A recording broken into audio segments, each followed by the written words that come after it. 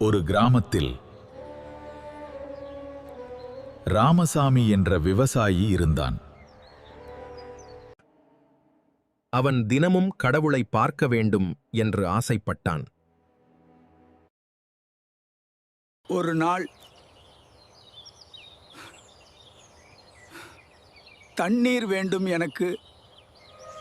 நானே தொடர்ந்து வேலை செய்கிறேன்.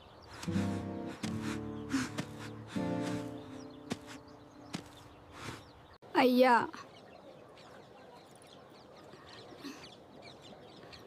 சாப்பாடு இருந்தால் குடுங்கள். சாப்பாடு கிடையாது, இங்கிருந்து கிளம்பு. தயவு செய்து கொஞ்சம் கொடுங்கள். இங்க எதுவும் இல்ல, வெளியேறு. எனக்கு பசிக்கிறது. போ, இங்கிருந்து போய்விடு. மாலை அவன் கடவுளிடம் கேட்டான், ஏன் நீங்க வரல?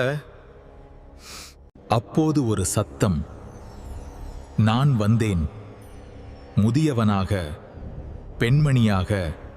அப்போதுதான் அவன் புரிந்து கொண்டான், மனிதர்களில்தான் கடவுள் இருக்கிறார்.